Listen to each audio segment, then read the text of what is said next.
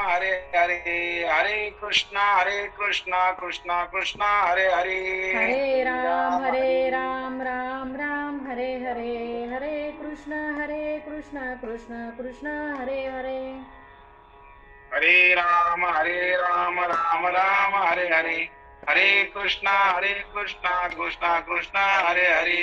हरे राम राम हरे हरे, हरे कृष्ण कृष्ण कृष्ण हरे हरे.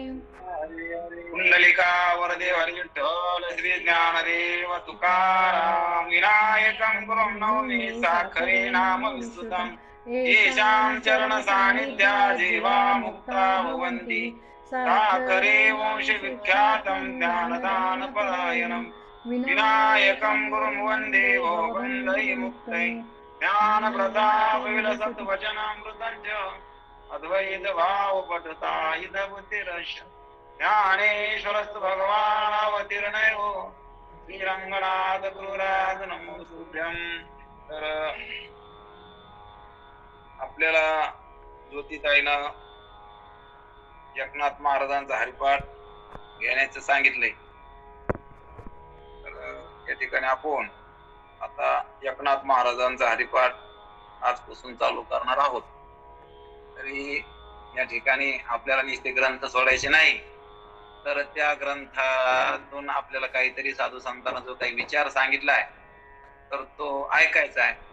आणि नुसतं मोबाईल लावून त्या ठिकाणी ऐकायचा नाही, किंवा मोबाईल लावून दुसरी काम करायची नाही, कारण आपल्याला काही संख्या दाखायची नाही.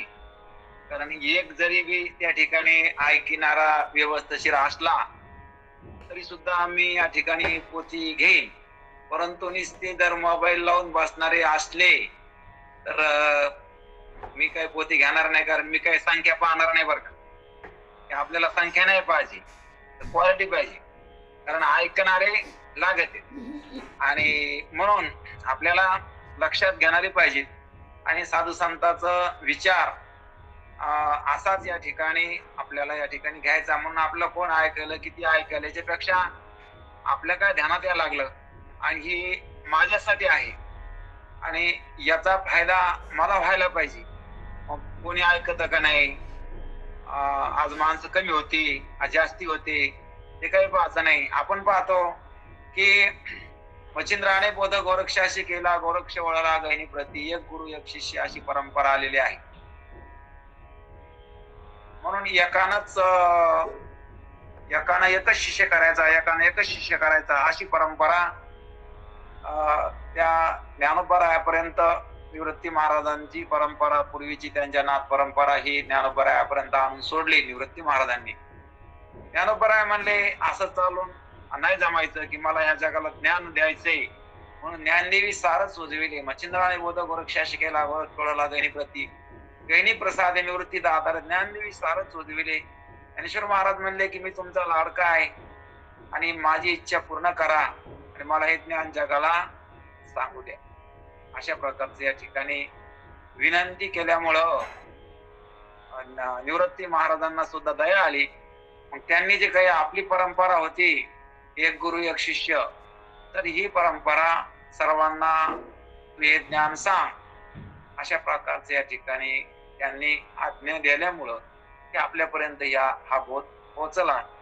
आणि म्हणून आपल्याला या ठिकाणी साधू संतांचे विचार पाहायचे की साधू संतांना आपल्याला काय बोध केला, तो बोध जर आपल्याला कळाला जसा आहे तसा, तर आपण ह्या धोक्याच्या बाहेर पडतो. कारण नरदेव भेटला हे लय पुष्कळ चांगलं काम झालं. नरदेव भेटला नसता तर आपल्याला परमार्थ करता नसता आला. संसार तर कुठे बी करता येतो. संसार मध्ये असतच काय, आहार निद्रा भय मैथुन सर्व यवनीशी समसमा. आहार म्हणजे खाणं, निद्रा म्हणजे झोप घेणं, मैथुन म्हणजे संतती आणि संरक्षण. या चार गोष्टी कोणत्या बी देहामध्ये आहेत, पण नरदेहामध्ये विशेष काय ज्ञान जास्त आहे. या ठिकाणी आपणाला जसं आहे तसं कळत. म्हणून नरदेह महत्वाचा आहे. तिथे येऊन खाण्यापिण्यामध्ये लक्ष घालणं, काहीतरी पैसा सावडीनं मोठेपणा मिळणं आपल्या हौशी त्या ठिकाणी करणं, काहीतरी भौतिक पदार्थ गोळा करणं, त्यात रमणं, त्यात धन्यता मानणं, हा निव्वळ पशुपेक्षा बी त्या ठिकाणी मूर्खपणा जास्त आहे. कारण पशु तरी त्या ठिकाणी निदान खातेत पितेत तरी, पण हे माणसं नुसते सावळायला लागले आणि स्वतःला या ठिकाणी धन्य मानून घ्यायला लागले आणि त्यांना आहे त्या सुद्धा संपत्तीचा भोग होत नाही किंवा त्यांना त्या ठिकाणी अशा प्रकारचं हितावर जागी नाहीत, हित करतायत असून बी म्हणून यांना पशु मानलेला आहे. भक्तीविना पशु कशाशी वाढला, सटविना नेला कैसा नाही, असे पुढे अभंग येणारच आहे. पण आजचा आपला सुरुवातीचा एकनाथ महाराज, पैठण आणि अशा प्रकारचे संभाजीनगर जिल्ह्यामध्ये येणारा हा पैठण तालुका आणि अत्यंत अशा प्रकारचं त्या ठिकाणी ज्या काळामध्ये वर्ण व्यवस्था अत्यंत कडीचोट पाळल्या जायची आणि अशा वेळेस त्या ठिकाणी एकनाथ महाराज आणि ब्राह्मण कुलामध्ये अवतीर्ण झाले. म्हणून एकनाथ महाराजांचं जर चरित्र पाहायला गेलं तर खूप त्या ठिकाणी डोळ्याला पाणी येईल. कारण एकनाथ महाराजच एक असे होते की श्रीमंत संत होऊन गेले. त्यांची श्रीमंती त्यांनी परमार्थासाठी वापरली. खूप लोकांना त्या ठिकाणी गरीब दुबळ्याला जीव घातलं, खाऊ घालून कीर्तन ऐकायला लावले. खूप त्या ठिकाणी अशा प्रकारची मदत पण केली आणि आपला परमार्थ सुद्धा चालविला. की ज्यांचा परमार्थ चालायसाठी स्वतः भगवंताला सुद्धा त्या ठिकाणी यावं लागलं आणि म्हणून त्या ठिकाणी श्रीखंड्यानं त्यांच्या घरी पाणी वाहिलं. भगवंत श्रीखंड्याच्या रूपाने आले आणि त्यांच्या घरी पाणी वाहिलं. आणि आज सुद्धा त्या ठिकाणी एकनाथ श्रेष्ठीला जे हौद जे असतो, ते रांजण जे असतो, तर तो जेव्हा भगवंत स्वतः कावड घेऊन येते तेव्हाच त्या ठिकाणी तो भरतो.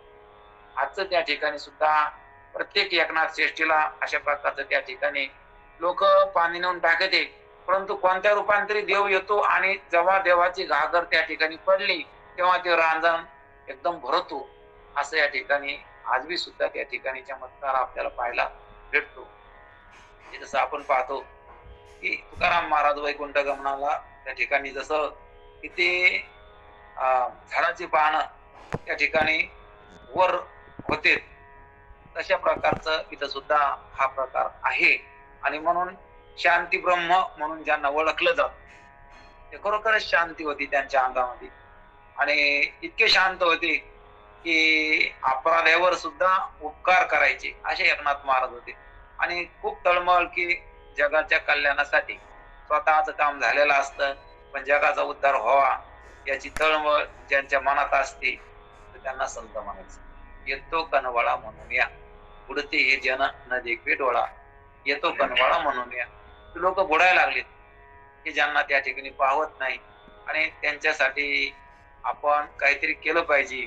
आणि म्हणून आपल्या स्वतःला धोक्यात टाकून त्रास सहन करून घेऊन आणि अशा प्रकारचा त्या ठिकाणी अतोनात कष्ट ज्यांनी सोसले अशा पैकी असणारे पैठणचे ब्राह्मण कुलामध्ये उत्पन्न एकनाथ महाराज त्यांनी इतकी भक्ती केली की त्यांच्या भक्तीला देव सुद्धा त्या ठिकाणी नतमस्तक झाले आणि देवानं सुद्धा त्यांच्या घरी राहणं पसंत केलं.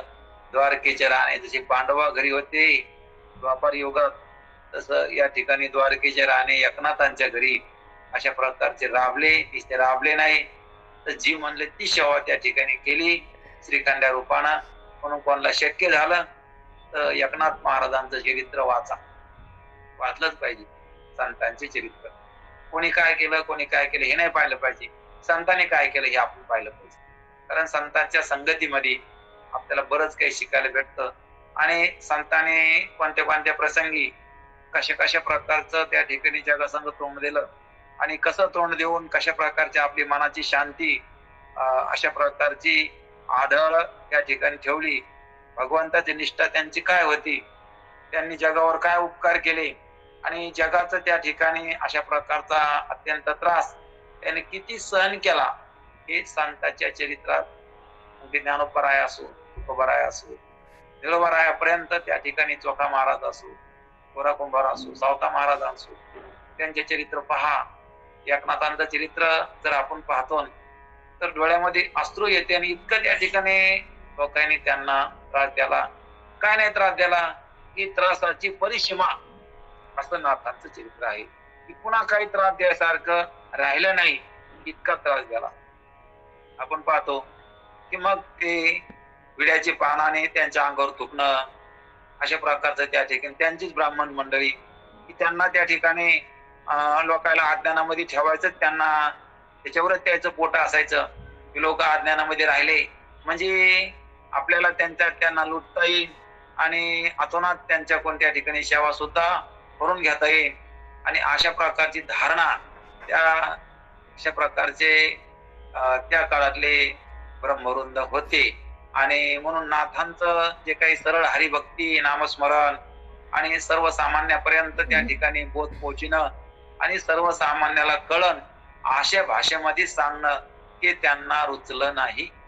आणि म्हणून त्यांना त्रास द्यायला सुरुवात केली. सांगून पाहिलं ऐकत नाही आणि म्हणून त्रास द्यायला सुरुवात केली. परंतु नाथ हे नाथच होते, कारण ते अशा प्रकारे इतके दयाळू होते की त्यांना खूप अशा प्रकारचे आपण पाहतो की एक आंतेंजांचं लेकरू त्या वाळवंटामध्ये तप्त उन्हामध्ये त्या ठिकाणी पडलेला असताना उचलून आणणं, त्याच्या घरी त्या ठिकाणी नेऊन देणं, त्या काळामध्ये खूप अशा प्रकारची वर्ण व्यवस्था होती की अत्यंताला अत्यंत दूर ठेवलं जायचं.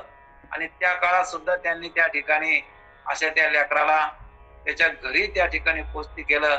आणि असे कितीतरी प्रसंग की त्यांच्या अंगावर त्या ठिकाणी यौवन थुकला 36 वेळस.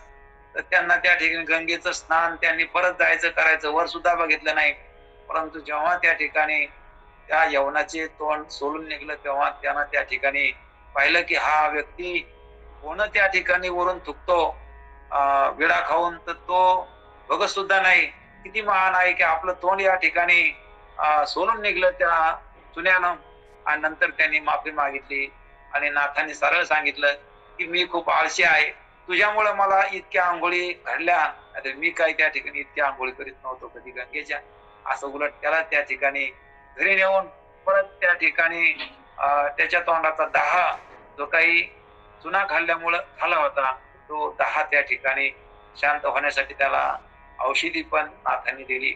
असे कितीतरी त्या ठिकाणी आपकार्यावर उपकार करणारे नाथ होते. की एकदा त्या पैठण नगरीमध्ये नाथाकड नेहमीच त्या ठिकाणी येणाऱ्या लोकांची वर्दळ असायची. आणि मग नाथाकड एक दिवस त्या ठिकाणी असा एक ब्राह्मण काही गडबडीमध्ये नाथांचं घर कुठं आहे, नाथांचं घर कुठं आहे, आणि चांडाळ चौकाट लोक त्या ठिकाणी बाहेर बसले होते की नाथांची फजिती काहीतरी करायची असे विचारामध्ये होते. नाथांना काहीतरी आपण या ठिकाणी अडचणीमध्ये आणावं असं त्यांचा विचार होता. एवढ्यामध्ये त्या ठिकाणी एक ब्राह्मण आला की या ठिकाणी आम्हाला कोणतरी मदत करता का, माझ्या मुलीचं लग्न आहे, मला 200 रुपये लागत आहे, कारण त्या काळात 200 रुपयामध्ये लग्न होत होतं. आणि माझ्या मुलीचं लग्न असल्यामुळं मला 200 रुपयाची खूप त्या ठिकाणी अडचण आहे. म्हणून पैठण नगरी मोठी प्रख्यात आहे, या ठिकाणी धर्मपरायण लोक आहेत आणि मला काहीतरी मदतीचा हात देतील, म्हणून मी खूप आशानं आलो, मला या ठिकाणी मदत करा. असं त्या ठिकाणी तो याचना करीत असताना ते चंडाळ चौकडी शोधूच लागली की नाथाला आपल्याला कुठेतरी घेरायचं.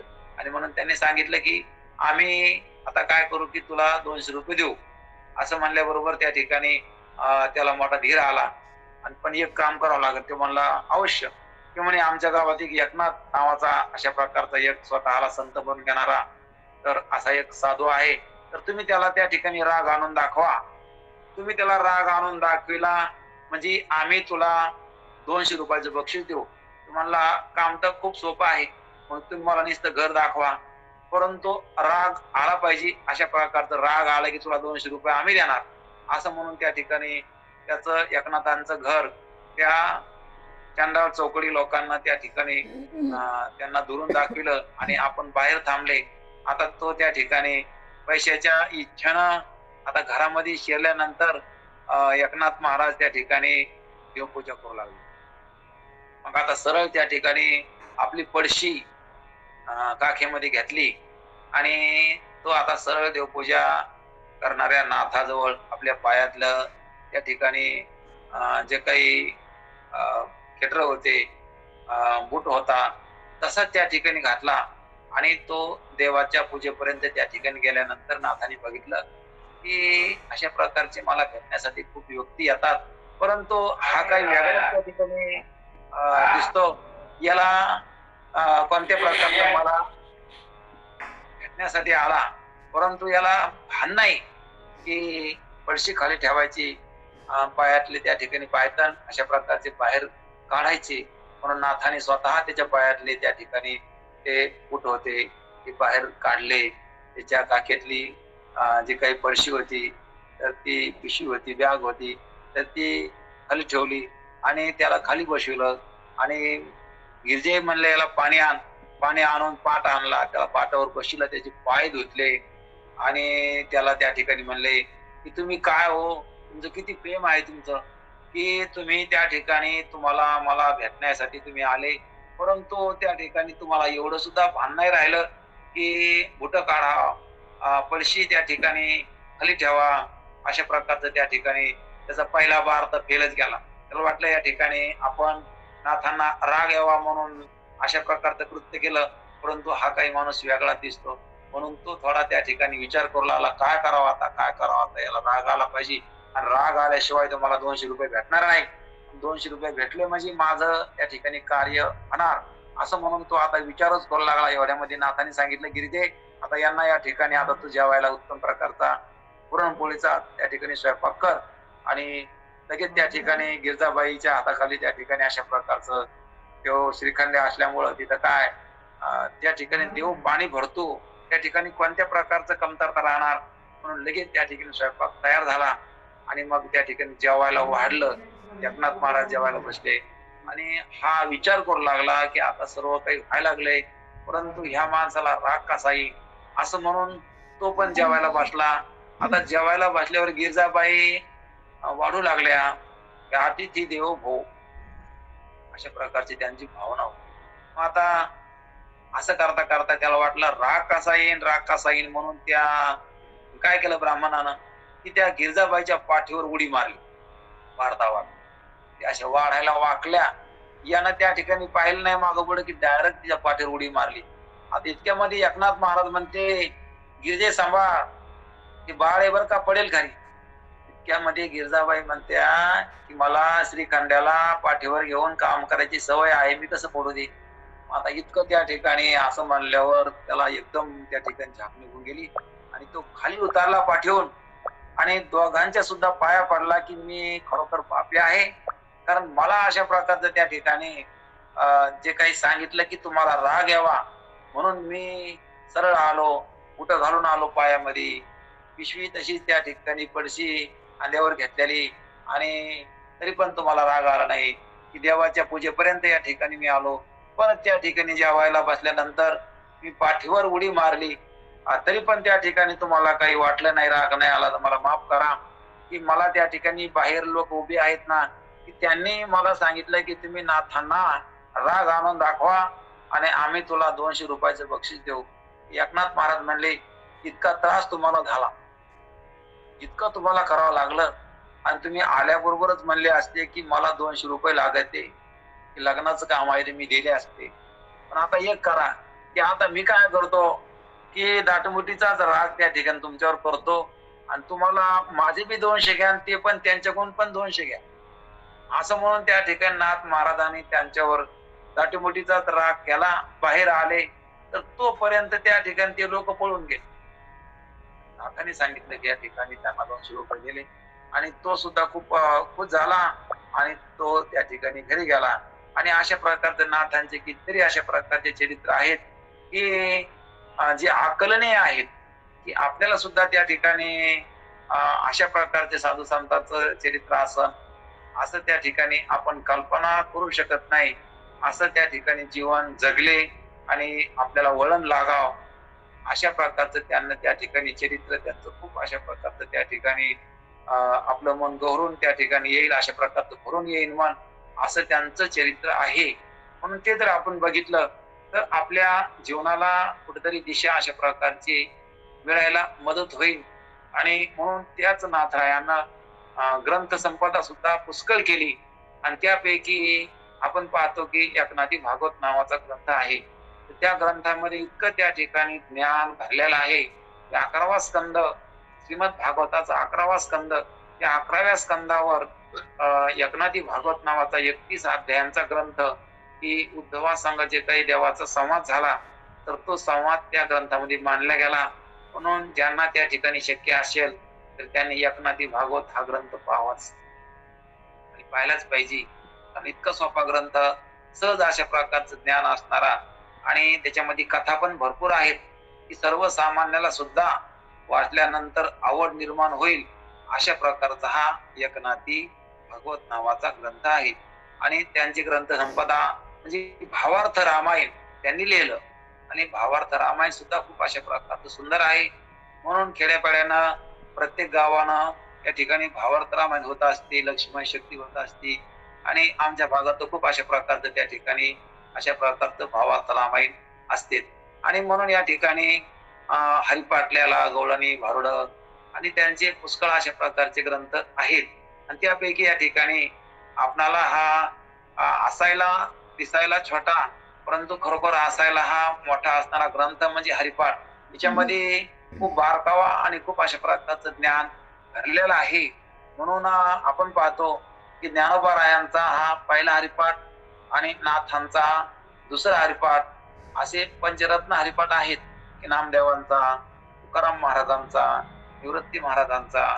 तर आता आपल्याला या ठिकाणी आज एकनाथ महाराजांचा हरिपाठ या ठिकाणी बघायचा, की त्यांच्या ग्रंथ संपदापैकी की जो काही हरिपाठ नावाचा ग्रंथ आहे, म्हणून खूप अशा प्रकारचा सुंदर आणि अर्थानं भरलेला आणि आपल्याला बोध करणारा असा ग्रंथ, आणि तो ग्रंथ म्हणजे हरिपाठ. आणि त्या हरिपाठामध्ये आपण जसं ज्ञानोबा रायांच्या हरिपाठामध्ये हरिमुखी म्हणा म्हणतो, तर यांच्या हरिपाठामध्ये हरिमुखी गाता हरपली चिंता दया नाही मागुता जन्म घेणे. म्हणून आजचा अभंग जो आहे तर तो हरितिया दासा हरिदाही दिशा भावे जैसा तैसा हरि एक हरिमुखी गाता हरपली चिंता दया नाही मागुता जन्म घेणे लागे वासनेच्या संगे याची झाले अंगे हरिरूप झाले जानने हरपले नेनने ते गेले हरीचे ठाई हरिरूप ध्यानी हरिरूप मनी एका जनार्दनी हरि बोला हरिमुखी गाता हरपली चिंता दया नाही मागुता जन्म घेणे. अशा त्या ठिकाणी आपला पहिला अभंग आहे. आणि या अभंगामध्ये हरीची या दाता हरिदाही दिशा, जो हरीचा दास असतो तर त्याला दाही दिशाला हरी दिसत असतो. 10 दिशा पूर्व पश्चिम. माफ करा, महाराज बोलत असताना कोणी आपला स्पीकर चालू करू नका, म्हणजे महाराजांना बोलताना मध्ये व्यत्यय नको. रामकृष्ण. म्हणून हरीच्या दासाला, म्हणून हरीचा दास त्याला म्हणायचं की ज्याला सगळीकडे हरी दिसतो. म्हणून जनी वनी अवघा देव वासनेचा पुसावा ठाव मग वळगा तो वासुदेव ऐसा मनी वसुद्या भावगा. म्हणून वासुदेवामध्ये सकाळच्या अभंगामध्ये म्हणून जे कोणी काकडा भजन म्हणत असते तर त्यांच्या परिचयाचा अभंग आहे हा, की जनी वनी अवघा देव, जनात वनात सगळीकडे काय आहे तर देव आहे. तर त्या देवाला या ठिकाणी पहा म्हणजे ओळखा. हरी दासा, आणि जो हरी पाहतो त्याला म्हणायचं हरीचा दास. हरीच्या दासाला सगळीकडे हरी दिसत असतो. ज्याला सगळीकडे हरी दिसन त्याला म्हणायचं हरीचा दास. हरीची या दासा हरिदाही दिशा. म्हणून 10 दिशा कोणत्या? पूर्व पश्चिम दक्षिण उत्तर आग्नेय नैऋत्य वायव्य ईशान्य आणि खाली आणि वर म्हणजे अर्ध आणि ऊर्ध्व, 10 दिशा. कुंकड पहा, हरीशिवाय काही दिसतच नाही. म्हणून हरिदिशे जनी वनी आत्मतत्वी ज्ञानदेवा गोडी संगती सज्जनी. हरिदिशे जनी वनी आत्मतत्वी. कारण पहिले हरिपाठात ज्ञानोबा राय सांगते जनात वनात हरी दिसायला लागला आणि आत्मतत्वामध्ये, कारण आत्मा तरी कोण आहे? हरीच आहे. म्हणून हरीची व्याख्या करताना हरिपाठामध्ये पुष्कळ ठिकाणी सांगितलं, एक हरी आत्मा जीव जीव शिव समान वाया तू दुर्गमा न न घाली घाली मन. मन. म्हणून हरीला ध्यानात घे. हरी कळाला म्हणजे दुःख राहत नसतं. आणि हरी कुठे तर सगळीकडे काय आहे? हरी आहे. जिकडे पाये तिकडे दिसे विठ्ठल लाविले पिसे. हरीच्या दासान हरिदाही दिशा भावे जैसा तैसा हरी एक. म्हणून जशी भावना करतो तशा प्रकारचा पण आहे काय? एक हरी. म्हणून हरीला पहा, हरीला ओळखा आणि हरीचा ध्यान करा, हरीच नाव घ्या. मग हाय हरी, पहा हरी आणि हरीच ध्यान करा. हरीलाच पहा, हरीलाच गा, आहे की नाही? हरीलाच पहा, हरीलाच गा, हरीलाच घ्या. सगळा कोण आहे? हरी आहे. तुका म्हणे आम्ही देखतचे नाही, देवा विन काही दुसरे ते. आम्हाला देवाशिवाय काही दुसरं दिसत नाही. कारण आपण जर देवाच्या संबंधात राहू, देवाचं भजन करू तर आनंदाला कमी नाही. आपण जर का देवाला विसरलो तर दुःखाला बी कमी नाही. बघ, दुःख पाहिजे असलं तर देव विसरला की दुःखच आहे. सुख पाहिजे असलं की देवाला धरले की सुखच. कारण देव सुखरूप आहे. देवाला सोडलं की सुख नाहीच. देवाला सोडून सुख भेटणारच नाही. आणि देव आला की सगळं सुख आलं. सर्व सुखाचे आगर बाप रखुमादेवर. देवाला सोडून आजपर्यंत कोणाला बी सुख झालंच नाही. देवाला सोडून जे असतं ते सगळं मरणार असतं, दुःखरूप असतं. दुःख बांधवडी आया संसार, सुखाचा विचार नाही कोठे. संसार दुःखानं भरलेला आहे, संसारामध्ये सुख नाही. आणि म्हणून देव सुखरूप आहे. म्हणून या ठिकाणी आपलं खरं हित जर असन तर देवाचं भजन करून आपण आपली सोडवणूक करून घेणं.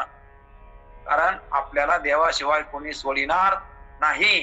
का म्हणे तुला सोडविना कोणी, एका चक्रपाणी वाचून या. सगळे बांधून देते पण देव सोडित. म्हणून देव खरा आहे, देव आपला आहे. देव तू सोयरा करी आता. कारण देवाला सोयरा कर, देवाला आपलंस कर. जर का आपण देवाला आपलंस केलं तर त्या ठिकाणी चिंता राहत नाही. आणि आपण किती जरी काही जोडलं तरी पण चिंता आपल्याला सोडित नाही. म्हणून सगळे त्या ठिकाणी शेवटी शरीर सोडताना त्यांना पश्चाताप होतो की या ठिकाणी आपण जे केलं ते आपल्या काहीच कामी येत नाही. प्रत्येकाला पश्चाताप होतो. म्हणून ती वेळ आपणावर येऊ नये म्हणून साधू संतांना आपल्याला सांगितलं, तुम्ही देवाला आपलंस करून घ्या. तुम्ही देवाला जवळ करा. आणि देवाला जर जवळ करायचं असलं तर त्याचं भजन करा हमेशा. कारण देव आपल्याला माहित नाही, देवाला आपण पाहिलं नाही, पण देवाचं नाव आपल्याला माहित आहे. मग त्याचं नाम स्मरण करी जा. त्याचं नाव सोपं आहे, त्याचं नाव कोणाला बी घेता येतं. म्हणून हरिपाठामध्ये नामस्मरणाचं महत्व सांगितलं. नामस्मरण प्रत्येकाने घ्यावा. आणि जो देवाचं नाव घेईन त्याचं कल्याण होत असतं. कारण जो देवाचं भजन करीन त्याचं देव कल्याण करीत असतो. कारण देव या ठिकाणी एवढा दयाळू आहे की देवाची कृपा आपण संपादन केली पाहिजे. आणि ज्याने देवाची कृपा संपादन केली तर त्याला आनंद होत असतो. म्हणून साधू संत गेले आनंदी राहिले, हरिनाम झाले कृत्य. साधू संताला आनंद भेटला. आणि आपणाला सुद्धा या ठिकाणी आनंदी व्हायचं असलं आपण साधू संतांच्या मागे झाला पाहिजे आणि विचाराचा परामर्श केला पाहिजे. संत काय सांगायला लागले, ही दिशा आहे. कारण तो आपला मार्ग दाखवायला लागले. त्या मार्गाने आपला चालायचं असतं. हा संताचा मार्ग आहे आणि हा योग्य अशा प्रकारचा योग्य ठिकाणी नेणारा आहे आणि आपलं हित करणार आहे. म्हणून हरीच्या दासाला सगळीकडे हरी दिसत असतो आणि आपल्याला सुद्धा हरीच दिसाव. आपण सुद्धा हरीला पाहावा. आत हरी बाहेर हरी. आतमध्ये कोण आहे? हरी आहे. कारण शरीरामध्ये हरी आहे आणि बाहेर सुद्धा हरी आहे. आम्ही हरीला पाहतो आणि हरीला पाहिल्यामुळे या ठिकाणी आमच्या चित्तामध्ये आनंद आहे. इतका आनंद आहे की आम्ही या ठिकाणी आनंदाच्या डोही, आनंदी तरंग, आनंदाचे अंग, आनंदाचे तो आनंद बाहेर पडतो. आणि मग गाऊ नाचू विठो तुझा करू अनुवाद. तिकडे पाहे तिकडे सर्वमय गोविंद. आनंद विठोबा झाला माझे मने, देखिले लोचनी विठे सहित पाहुले. कारण देवा मला आनंद झाला. कारण आनंदाला कारण काय? या ठिकाणी तू आहे. कारण तुझी संगती झाली, तुझी संगती झाली आमुची निश्चिंती, नाही देखील येते मिळे भोग सुखाचे सोहळे. कारण तुझी संगती घडली आणि तुझ्या संगतीमुळं माझा काय फायदा झाला, या ठिकाणी आनंद झाला. आणि जर आपण प्रत्येकानं देवाचं भजन प्रेमानं आवडीनं जर केलं तर आपल्याला सुद्धा आनंद जर झाला नाही तर त्या ठिकाणी आपण साधू संताला प्रश्न विचारू शकतो की तुम्ही म्हणता की देवाच्या संगतीत आनंद आहे आणि आम्हाला का झाला नाही. परंतु असं म्हणण्याची वेळ येणार नाही, कारण देवाच्या संगतीमध्ये आनंद होत असतो. फक्त आपण सावध होऊन त्या परमात्म्याचं भजन करायला पाहिजे, त्या परमात्म्याला आपलं समजायला पाहिजे. कारण देव आपला आहे, देव इतक्या जवळ आहे की देवासारखं जवळ काहीच नाही. कारण सकळ जीवांचा करीतो संभाळ, तुझं मोकलेलं ऐशे नाही. याच हरिपाठामध्ये सांगायला लागले आपल्याला की देव आपला सांभाळ करायला लागला. कारण सगळं जे काही चाललं ते देवामुळे चाललं. आपण बसलो तरी देवाच्या सत्यानं बसलो, आपण बोलायला लागलो तरी देवाच्या मुळे बोलायला लागलो. कोण बोलवितो हरिविन, देखवी ऐकवी एक नारायण. तयाचे भजन चुकू नको, कारण बोलू द्या लागला, चलू द्या लागला, बसू द्या लागला. देवाची कृपा आहे. आणि त्या देवानं जर तिथून श्वास बंद केला तर इकडं त्या ठिकाणी सगळे गडबड करते. याला स्मशान भूमीत न्यावं लागतं. आणि जेवढ्या लवकर नेणं होईल तेवढ्या लवकर त्या ठिकाणी सर्वांची गडबड असते आणि सर्व काही तयारी करते. याला पटकन स्मशान भूमीत नेणं, दहन देणं आणि आपण आपल्या कामाला लागणं. म्हणून सर्वांना या ठिकाणी याची घाई होती. आणि का तर आता त्याच्यातून श्वास गेला. आता श्वास राहायला ही ईश्वराची कृपा नाही का? आपल्याकडे पैसे, गाडी, बंगला आहे, समजा काही आपलं इष्ट, मित्र, संपत्ती, सत्ता सर्व काही आहे, परंतु याच्यामध्ये श्वास आहे म्हणून याला अर्थ आहे. नाहीतर हे सगळं असून बी याला घराच्या बाहेर काढावं लागतं. कारण श्वास महत्वाचा आहे आणि त्या ईश्वराची आपल्यावर कृपा आहे. आपण त्याचं भजन केलं पाहिजे, त्याचं चिंतन केलं पाहिजे. कार्य नाटविषयी कृपाळो देवासी, पोषितो जगासी एकला तो. बाळा दुधा कोण करीत उत्पत्ती, वाढवी श्रीपती सवे दोन्ही. कार्य नाटविषयी तुकाराम महाराज प्रश्न करते, तू देवाची आठवण का करीत नाहीस? कृपाळू आहे देव, कृपाळू देवासी सगळ्या जगाचं पोषण करायला लागलाय. पोषितो जगाची एकला तो. बाळाला दुधाची उत्पत्ती करून दिली की बाळ जन्माच्या अगोदर त्याला दुधाची उत्पत्ती करून ठेवली आणि गर्भात सुद्धा त्यानं पोषण केलं. त्याने तुझी काय नाही केली चिंता, राहे ते आनंद आठवणी. कारण देवानं आपली काय चिंता नाही केली, पण तरी पण आपण त्याचं चिंतन करीत नाही. आपण जर त्या भगवंताचं चिंतन केलं तर आपण आपलं कल्याण होईल. आणि आपण या भवसागरातून जन्म आणि मृत्यू हा सागर आहे. सागर मानल्यावर त्या ठिकाणी पाण्याला कमी नसते, त्याला म्हणायचं सागर. अशा प्रकारचं संसार म्हणलं की जन्म मरणाचा सागर आहे. त्या जन्म मरणाच्या सागरातून पार पडायचं असलं तर देवाला शरण जावं लागतं. भवसागर तरता कार्य करीत असा चिंता, बैल उभा दाता कटी कर ठेवून या, त्याच्या पाया घाला मिठी, भार नेदे जग जेठी. भावा एकासाठी खांदी वाहे आपुल्या. तुकाराम महाराज सांगते की याच्या प्रेमासाठी, भावासाठी तो खांद्यावर नेईल. कारण भवसागर तरुण जाताना चिंता कशाला करता? तो परमात्मा उभा आहे आणि त्या परमात्म्याला आपण शरण जा. त्याचं भजन करा, त्याचं नामस्मरण करा, त्याचं चिंतन करा, त्याला आपलंस करा. आणि त्याला जर का आपण आपलंस केलं, त्याचं भजन केलं, त्याचं चिंतन केलं तर आपल्याला शरीर सोडताना भीती बाळगायची गरज नाही. कारण शरीर सोडायचंय त्याची आठवण पाहिजे. कारण जो देह सोडायचा आहे तो देह आपला नाही, देवानं द्यालाय काही काळा पुरता. नेवे दिला देह भजना गोमटा. कारण देवानं देह द्यालाय. आपण गाडीत बसलो म्हणजे आपण गाडी नसतो. अशा प्रकारची या देहाची या गावा, जया लागी आले पांडवा, तो कार्यार्थ आगवा सांडोया. ज्ञानोबराय सांगते ज्ञानेश्वरी मध्ये, या देहाच्या गावाला आपण ज्या कामासाठी आलो ते काम तर आपण करीत ना. म्हणून देह एक गाव आहे आणि या गावाला आपण आलो काही काळापुरतं राहायचं आणि इथून निघून जायचं. इथला समजा पसारा आपला काही राहणार नाही आणि कधी जायचं ते माहित नाही. कारण आपण 4 दिवसाचे पाहुणे. पक्षी अंगणी उतरती एका गुंतवणी आराती, तैसे असावे संसारी जव प्रार्थनाची दोरी. वस्ती कर वस्ती आला, प्राप्त काळी उठून गेला. तैसे असावे संसारी जव प्रार्थनाची दोरी. अरे त्या ठिकाणी वस्ती कर वस्तीमध्ये आला, सकाळी उठून गेला. अशा प्रकारचे या संसारामध्ये येणं जाणं असतं. हे काही आपलं नाही. हे समजा ईश्वराचं समजा आणि सर्वांवर प्रेम करा. ईश्वराची कृपा संपादन करा आणि या ठिकाणी देवाचं भजन करून आपलं काम करून घ्यायचं. इथला पसारा आपला नाही, देवाचा समजायचा. सगळं कोणाचं आहे? देवाचं आहे. आणि मी पण देवाचाच आहे. देव माझा मी देवाचा, हीच माझी सत्यवाद. हे तर भजन असतं. नाहीतर या ठिकाणी याला भजन म्हणायचं, नाहीतर हे सगळं आपलं समजायचं, तर ही भक्ती देवाला आवडणार नाही. हे सगळं काय देवाचं आहे. देवासाठी वापरायचं. देह समर्पिचे देवा, भार काहीच न घ्यावा. होईल अवघा तुका म्हणे आनंद. तुम्हाला आनंद का होईना, तर तुम्ही काहीतरी दाबून धरलंय. माझं माझं म्हणायला लागलात, मी मी म्हणायला लागलात. तुम्ही सर्व काही देवाचं आहे अशा प्रकारचं त्या ठिकाणी त्याला समर्पण करा. देवाचं आहे आणि देवाचं समजा, आपलं समजू नका. आणि देवाचं भजन अशा प्रकारचे करा की मी देवाचाच आहे आणि देव माझाच आहे असं म्हणून देवाला शरण जा. असं म्हणून जर का देवाचं भजन केलं तर ती भक्ती देवाला जास्त आवडत असते. कारण देवाला आपलं म्हणा, आपण सर्वांना आपलं म्हणतो, पण देवाला आपलं म्हणत नाही. देवाविषयी प्रेम त्या ठिकाणी दाखवितो, परंतु संसाराविषयी प्रेम असतं. संसार मनातून आवडतो, देव आपण आवडतो असं लोकांना दाखवतो. पण असं नाही, मनातून देव आवडला पाहिजे.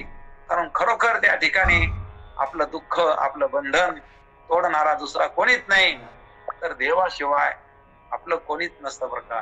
कारण इथून जाताना सुद्धा आपल्या बरोबर कोणी नाही, येताना बी कोणी नाही. येणे एकले जाणे व शेवटी, येथे राहण्याची नाही कल्पकोटी. जोडिले धन सवे नाही लक्ष कोटी, म्हणून आले व सावळ्याच्या भेटी. इथं यायचं एकल्याला, जायचं एकल्याला, संग काही न्यायचं नाही. परंतु या सर्वांना माझं माझं म्हणून म्हणून या ठिकाणी माणूस एवढा व्यस्त आहे की त्याला वेळ नाही आणि काय करतो हे माहित नाही, कुठं जायचं हे माहित नाही, कुठून आला हे माहित नाही. अशा प्रकारच्या या ठिकाणी त्याची फजिती निश्चित आहे. कारण त्याला त्या ठिकाणी कोणत्याही गोष्टीचं ज्ञान नाही आणि त्या परमात्म्याची भक्ती त्याला घडली नाही. ज्याला या परमात्म्याची भक्ती घडली नाही तर तो स्वैर वागत असतो. कारण जो देवाचं भजन करीत नाही तर त्याला कोणत्याही प्रकारचं त्या ठिकाणी ज्ञान नसतं आणि त्याला या ठिकाणी कोणत्याही प्रकारचं ज्ञान नसल्यामुळं त्यांना त्या ठिकाणी राहावा कसं, या ठिकाणी करावं काय, म्हणजे या ठिकाणी करू काय नाही, म्हणजे काय करावं काय करू नाही, कसं राहावा हे त्याला तारतम्य नसतं. आणि म्हणून त्याच्याकडून चुका घडत्या आणि त्या चुकाचे परिणाम त्याच्याकडून पाप होतं आणि त्या पापानं पुन्हा नरकाला जावं लागतं, दुःख भोगावं लागत असतं. आणि म्हणून या ठिकाणी जो देवाची एकनिष्ठ भक्ती करतो तर त्याला कोणत्याही प्रकारची भीती बाळगायची काम नसते. कारण त्याच्याकडून पाप होत नाही. का पाप होत नाही, तर हरिमुखामध्ये असल्यामुळं पापाची ताकद नाही त्याच्यापर्यंत येण्याची. तो देवाचं भजन करतो तिकडं पाप त्या ठिकाणी फिरकत नसतं. तो देवाची भक्ती करीत नाही तिकडं पाप त्या ठिकाणी भरपूर असतं.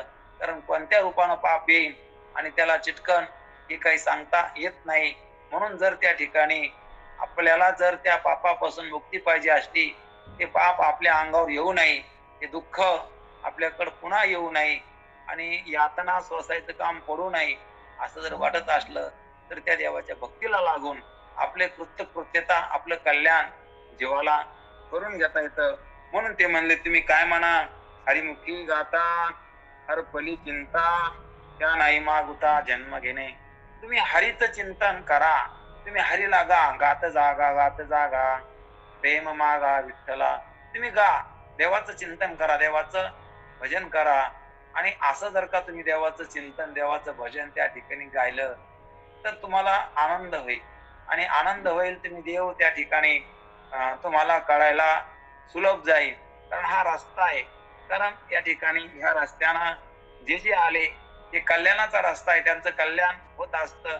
आणि हा रस्ता ज्यांना सोडून दिला तर ते अशा प्रकारचे दुःखामध्ये पडले आणि दुःखामागून दुःख त्यांच्या पाठीमागं लागलं. आणि म्हणून तुम्ही काय करा, तुम्हाला जन्म आणि मरणाचं दुःख या ठिकाणी पीडा करणार नाही. जन्म घेणे लागे वासनेच्या संगी, तिची झाली अंगे हरिरूप. जन्म घ्यावा लागतो वासनेमुळं, पण प्रत्येकाला वासना आहे. आता शरीर सोडताना कोणती वासना राहील काही सांगता येत नाही. कशामध्ये मन राहतं, धनात राहतं, कबुलात राहतं, घरात राहतं, का पुन्हा काही एखाद्या वस्तूत राहतं. त्याच्यामध्ये आपलं मन राहील. तशा प्रकारचं घरात राहिलं तर उंदीर होऊन यावं लागल, काहीतरी पाल होऊन यावं लागल, काहीतरी होऊन यावं लागल. आणि कुठेतरी राहिलं एखाद्या ठिकाणी तर पुन्हा पैशात राहिलं तर भूत होऊन यावं लागल. म्हणून काहीतरी वासना धरतो तर पुन्हा जन्माला यावं लागत असतं. आणि म्हणून या ठिकाणी आपण जर वासना ठेवली नाही तर जन्माचं काम नाही. जन्म घेणे लागे वासनेच्या संगी. आणि तीच वासना जर आपली हरीकडे गेली, कारण आपण जर हरी हरी जर म्हणत राहिलो तर आपल्याला हरीचीच वासना होईल. कारण आपल्या वासनेमध्ये हरीच राहील, आपला विषय हरीच होईल. कारण हरी आवडन, हरी करत लक्ष जाईल आणि मग हरी ध्यानात येईल. मग असा जर हरी जर आवडला, हरी ध्यानात आला तर मग या ठिकाणी आपल्याला शेवटला सुद्धा शरीर सोडताना सुद्धा काय ध्यानात येईल, तर हरी ध्यानात येईल. असं आपल्याला लक्ष देऊन हरी ध्यानात घ्यायचा. बरं का भावेश भाऊ, काय ध्यानात घ्यायचा? हरी. हरी हरी. हा, हरी ध्यानात नाही आला तर मग काही खरं नाही. म्हणून हरी हरी तुम्ही. आणि म्हणून जरा तोंड दाखवा भावेश भाऊ, काय म्हणाला तुम्हाला. आणि म्हणून तुम्ही काय करा, हरी हरी म्हणा. आणि कोण कोण म्हणा म्हणले? सकळ हरी हरी तुम्ही म्हणा रे, सकळ तेने माया जाळ सुटतील. म्हणून तुम्ही काय म्हणा, हरी म्हणा. कारण तुम्ही हरीला जर ध्यानात घेतलं तर तुमची पीडा जाईल. आणि जर का तुम्ही बाकीचा पसारा ध्यानात घेतला तर हे भूत तुमच्या पाठीमाग लागल. हा संसाराचं भूत आहे, हे दुःखामागून दुःख द्यायला लागलं. आता नरदेहामध्ये एवढं दुःख आहे तर उद्या कुत्र झाल्यावर काय समस्या राहत्या. डुक्कर व्हावं लागल, मग कोणती समस्या राहील, मग गध व्हावं लागल. 184 न चुके फेरा, गर्भवासी आतना थोरा, योनी पळशी संदेह पुरा, वळशी त्वरा माया ज्वाळी. इतकी अवस्था आहे. घर हे राहिला, बंगले हे, गाडी हे, यशी हे, समजे पंखा हे ते, काही सण होत नाही. सोडलं की तर सण होत नाही आपला. थोडा फॅन बंद असला की सण होत नाही. परंतु आता या ठिकाणी पुन्हा डुकरात देह भेटल्यावर, कुत्र्याचा भेटल्यावर तर खायची अवस्था आहे, करायची अवस्था आहे का, तिथं काही सोय आहे का, तिथं काही कोणी मारल्यावर काही गुन्हा दाखल करता येतो का, काहीच नाही. मग सगळी आपसोय आहे. मग आता या ठिकाणाहून कुठं जायचं, ही जंक्शन स्टेशन आहे बरं का भावेश भाऊ. कसं आहे, कोणतं स्टेशन आहे? Junction station. आता जंक्शन स्टेशनहून कुठं जायला गाडी भेटते. म्हणून या ठिकाणी जायचं कुठं, स्वर्गाला जायचं का नरकाला जायचं, पुन्हा जन्म घ्यायचा का कुठं जायचं ते ठरवायचं. आता कोणतं तिकीट काढायचं ते आपण ठरवायचं. मग अशा प्रकारचं जन्म घेणे लागे वासनेच्या संगे, त्याची झाले अंगे हरिरूप. म्हणून जन्म हा वासनेमुळे आहे बरं का. पण ती वासना आपल्याला लक्षात घ्यायचं की ती वासना हरिरूप झाली पाहिजे. हरिरूप झाली पाहिजे म्हणजे कशी झाली पाहिजे. आता हरी हरी नेहमीच मानल्यावर काय होईन हो, नेहमीच पैसा पैसा पैसा मानल्यावर वासना काय होईन, पैशाकडे जाईन ना. नेहमीच घर, बायका बायका, पोरं पोरं, हे संपत्ती, येऊ त्यो, इकडं वासना जाईन. पण आता जर नेहमीच हरी हरी मानल्यावर वासना कशी जाईन, आता हरीकडे जाईन. मग वासना हरिरूप झाली, हरिरूप झाले जानने हरपले, नेनने ते गेले हरीच्या ठाई. आता हरिरूप झाल्यावर काय राहीन, जाणणं राहीन का ज्ञान राहीन, ज्ञान राहीन का अज्ञान राहीन, सर्व काही काय झालं, हरिरूप झालं. मग हरिरूप व्हायला पाहिजे, सगळं काही हरी आहे. मग तुम्ही या ठिकाणी हरी हरी म्हणा. तुम्ही त्या ठिकाणी कुठं जायची गरज नाही. तुम्ही घरी का असना पण काय म्हणा, हरी म्हणा. आणि कोण कोण म्हणा म्हणून सगळ्याला हरीच्या नादी लावायला हवा. म्हणले आम्ही घरातून एक जण देवाची भक्ती करतो आणि बाकीचे म्हणजे बाकीच्याला काय उद्धार व्हायचा नाही का? मग ज्याला ज्याला ज्याचा ज्याचा कल्याण व्हावा अशी इच्छा आहे, ज्याला आपलं कल्याण व्हावं अशी इच्छा आहे, त्यानं देवाचं भजन करा. म्हणून प्रत्येकानं देवाचं भजन करावं, कारण प्रत्येकाला या ठिकाणी काय आहे तर या संसार सागराचं दुःख आहे आणि या दुःखातून पार पडावं अशी प्रत्येकाला त्या ठिकाणी इच्छा पाहिजे. म्हणून सकळ म्हणा, काय म्हणा, हरी हरी म्हणा, असं हरीचं नामस्मरण या ठिकाणी अट्टहासाने करा. तुकाराम महाराज सांगते, माझ्या विठोबाचे नाम अट्टहासे उच्चारा. या ठिकाणी आनंदाने भजन करा, अट्टहासेने म्हणा ना. अशा प्रकारचं जर तुम्ही देवाचं भजन केल्यावर तो देव दुःख तुमच्याकडे येऊ देणार नाही, पाप येऊ देणार नाही. तो काय करीन तर त्याच्यात सामावून घेईन. अशी गंगा या ठिकाणी समुद्राकडे गेली की समुद्र काय करतो तर तिला आपल्याच जागा देतो. कारण का तर तिच्या मनामध्ये समुद्राशिवाय दुसरं ध्यानात काहीच नव्हतं. सगळीकडे त्या ठिकाणी ती समुद्र ध्यानात म्हणा सगळं काही विसरून त्या ठिकाणी समुद्राचा ध्यान धरला, समुद्राकडे धाव घेतली. म्हणून समुद्रानं पण तिला त्या ठिकाणी आपल्या पोटात जागा दिली. अशा प्रकारचं त्या ठिकाणी देव सुद्धा त्याचं पद आपल्याला देतो, त्याच्यामध्ये सामावून घेतो. ऐसा समरस झालो तुझं माझी सामावलो. तेव्हा मी समरस झालो आणि तुझ्यामध्ये सामावून गेलो. कारण का तर मी या ठिकाणी अनन्य भक्ती झाली. आणि अनन्य भक्ती झाल्यावर काय होत असतं, जो मजी अनन्य शरणा त्याचे निवारी मी जन्म मरणा, या लागे शरणांगते शरण्य मीची योगो. जो मला अनन्य भावानं शरण येईल त्याच त्या ठिकाणी जन्म मृत्यू दुःख सर्व प्रकारची व्याधी सर्व प्रकारचे कष्ट मी निवारण करीत असतो. कारण का तर तो माझा झाला, मला शरण आला. त्या ठिकाणी माझ्याहून दुसरं काही श्रेष्ठ समजित नाही आणि पुन्हा त्या ठिकाणी कोणाच्या नादी नाही. असा एकनिष्ठ त्या ठिकाणी असणारा भक्त देवाला प्रिय होत असतो आणि देव त्याचे सर्व बंधन त्या ठिकाणी तोडीत असतो. मग त्यानं पूर्वी काय केलं, तो काय करीत होता, सर्व काही त्या ठिकाणी तो काही पाहत नाही. बरं का आपण पाहतो की वाल्या कोळ्यानं पूर्वी काय केलं देवानं पाहिलं नाही, परंतु एकनिष्ठ्यानं त्या ठिकाणी त्याने केली भक्ती त्याच्या कामी आली. कारण त्यानं त्या ठिकाणी जे सोडून दिलं पहिलं वागणं सोडून दिलं की पुन्हा त्या मार्गाला गेलंच नाही. तसं आपलं चूक वागणं जरी असलं आणि आपण काही एकदाच त्या ठिकाणी सोडून दिलं आणि पुन्हा त्या मार्गाला गेलो नाही तर आपलं सर्व काही त्या ठिकाणी देव माफ करेन. कारण देव कृपाळू आहे, देव अशा प्रकारचं क्षमावंत आहे, प्रेमळ आहे, जीवाविषयी त्याला अत्यंत कृपा आहे. म्हणून प्रेमानं त्या ठिकाणी अट्टहासानं त्याचं भजन आपण करायला पाहिजे, त्याचं चिंतन आपण करायला पाहिजे, त्याचं नामस्मरण आपण करायला पाहिजे.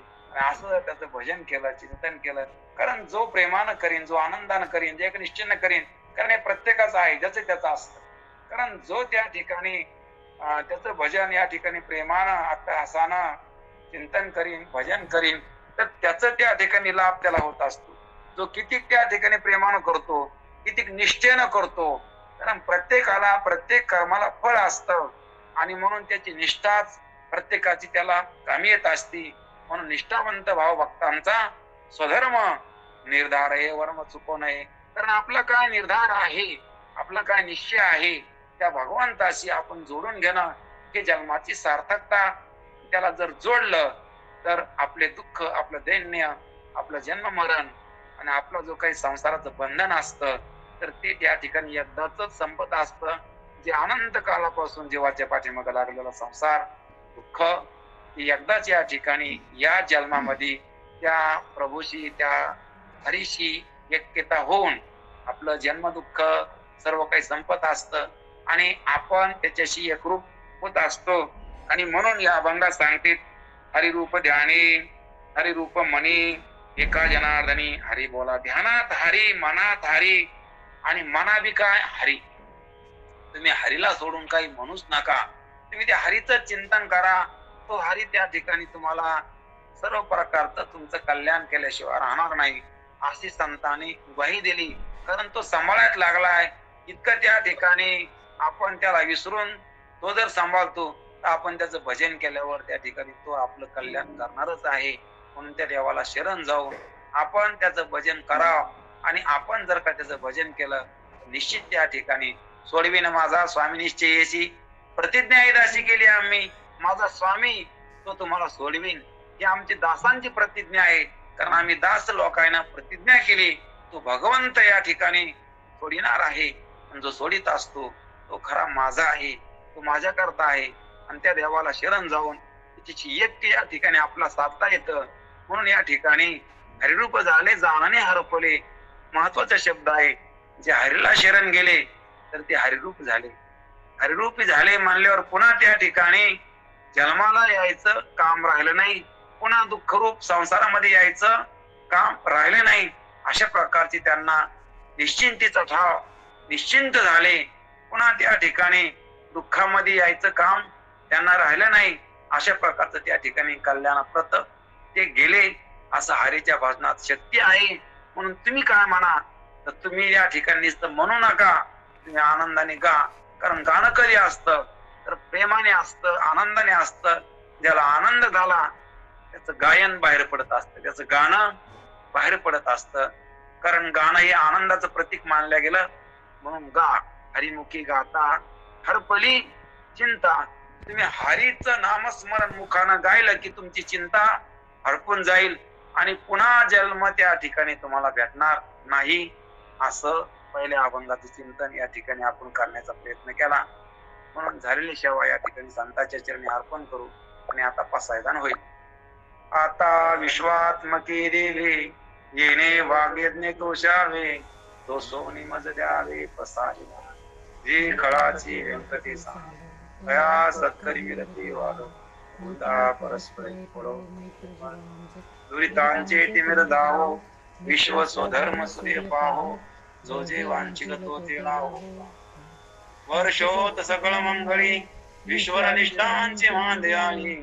अनवर्त हो मंडळी कल्पतरुचे आरो, चैतना चिंतामणीचे गाव. बोलती जे अर्णव चंद्र मेजे अलांछन, मार्तंड जे ताप ते सर्व सदास. किंबहुना सर्व पूर्ण हो देते म्हणजे जो आधी पूर्वी आणि ग्रंथो विशेष दृष्टा दृष्टी हे तवने श्री विश्वेश्वरा हा होईल दान. येणे वर ज्ञान देव, येणे वर